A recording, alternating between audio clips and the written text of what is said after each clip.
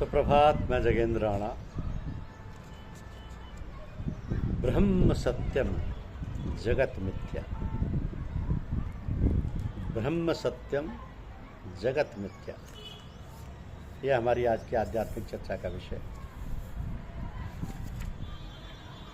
धन से वस्तु श्रेष्ठ है, वस्तु से मनुष्य श्रेष्ठ है, मनुष्य से विवेक श्रेष्ठ है और विवेक से भी परमात्मा श्रेष्ठ है। अतः परमात्मा प्राप्ति ही मनुष्य का मुख्य कर्तव्य है। तो हमारे अंदर जो असीमित शक्तियां हैं उनका उपयोग किस प्रकार हो रहा है, इसका ब्यौरा रखना अति आवश्यक है। शरीर का उपयोग या दुरुपयोग उसके ऊपर निर्भर है जो शक्ति का ज्ञाता है। देखने में ऐसा आया कि यदि किसी भी शक्ति का दुरुपयोग किया जाए तो वह शक्ति शनय शनय नष्ट हो जाती है, और यदि उसी का सदुपयोग किया जाता है तो उससे विभिन्न प्रकार की सहायता मिलती है। और मनुष्य को सब प्राणियों में सर्वश्रेष्ठ माना गया है क्योंकि वो विवेकशील है, उसे भले बुरे का ज्ञान भी है, उसमें सोचने विचारने की शक्ति नहीं बल्कि वो उसके अनुसार अमल भी कर सकता है। तो शक्तियाँ जो उसमें हैं उनका उसको पूर्ण ज्ञान नहीं है, यह केवल चकाचौंध हो जाता है नए नए अन्वेषणों को देख सुनकर। कल हवाई जहाज बनाया गया तो आज परमाणु शक्ति का परीक्षण किया गया और आगे कुछ और अन्वेषण होगा। इसका कोई अंत नहीं दिखलाई पड़ रहा। अनेक चीज़ों का अन्वेषण दिन प्रतिदिन होता ही रहता है। इसी से इस बात का अनुमान लग सकता है कि मनुष्य में अथाह शक्ति है, जिसे वो जिधर चाहे उस और उसका उपयोग कर सकने में वो समर्थ भी है। रात दिन लगाकर वो नए नए कीर्तिमान स्थापित करता रहता है क्योंकि उसकी दिनचर्या बन गई है। इसलिए कुछ ना कुछ तो करेगा ही वो।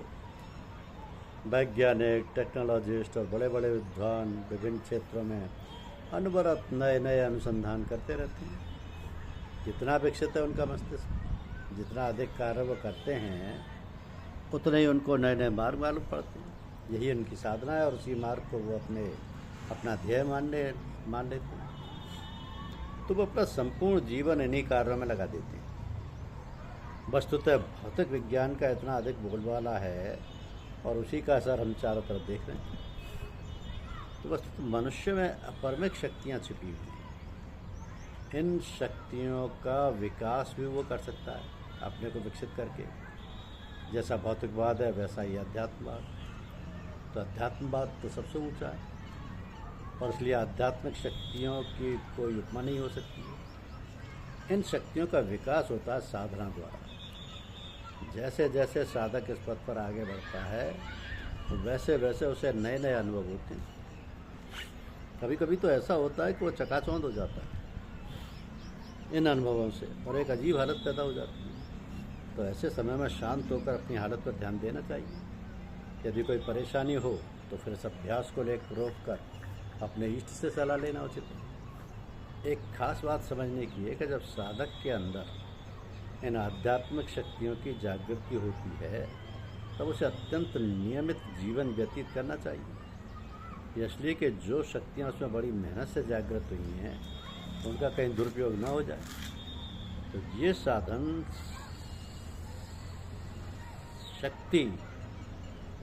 शक्ति बड़ी मेहनत से मिल पाती है। यदि इसका सही उपयोग ना हुआ तो समय से पहले वह समाप्त भी हो जाती है।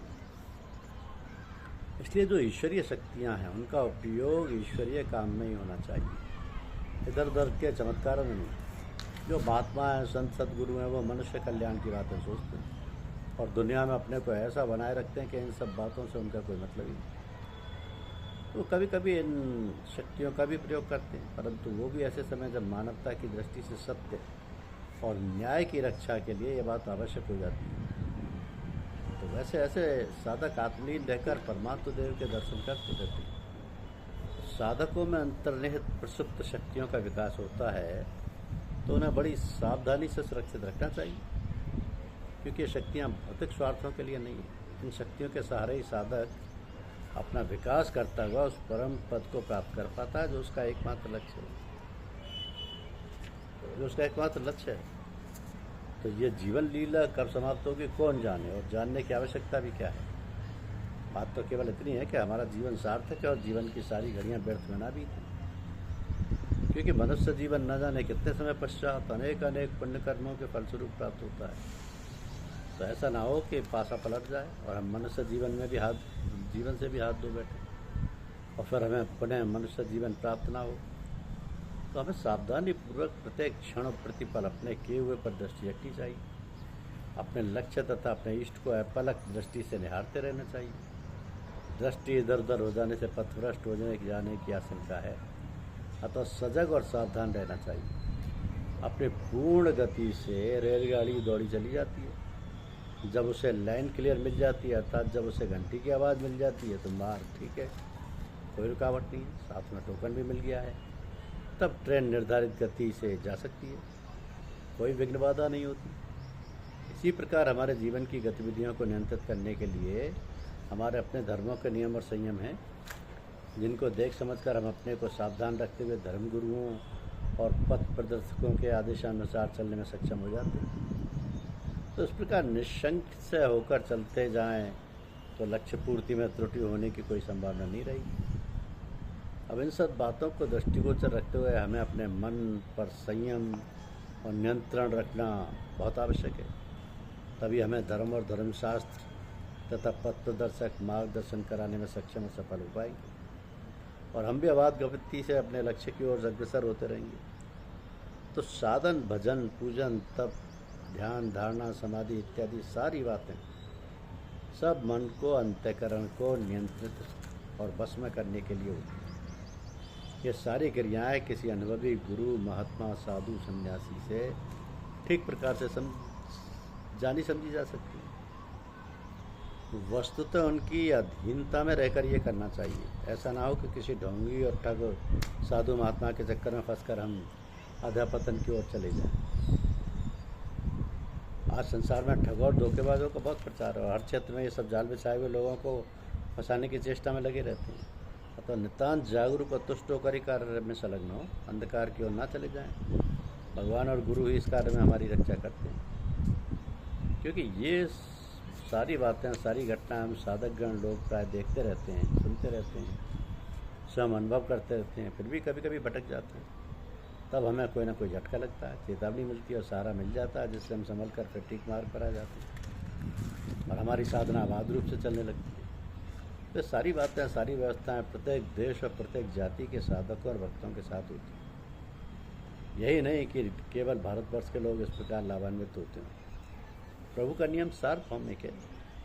प्रभु के नाम रूप अनेक और भिन्न भिन्न, किंतु वो है तो एक ही। एको ब्रह्म द्वितीयो नास्ति, यानी ला इलाहा इल्लल्लाह। तो साधकों में, भक्तों में वासुदेव कुटुंबकम की भावना होनी चाहिए।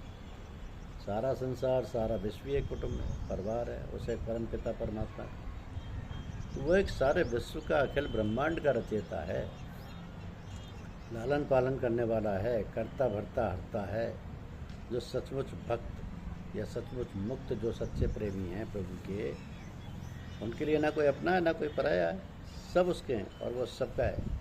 मुरारी बापू का एक पद है कि काले अपने, गोरे अपने, पूरे पश्चिम वाले अपने, सबको कर प्रणाम तुझको अल्लाह रखे। तो स्वर्ण के आभूषण नाना प्रकार के होते हैं, उनके रूप रंग अलग अलग होते हैं, किंतु सब में सोना तो एक ही होता है, दाम तो सोने का लगता है।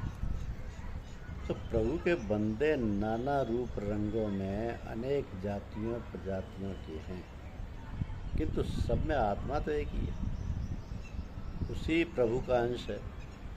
इस कारण सभी एक हैं। भेदभाव केवल रूप रंग का है, जो केवल भ्रम है।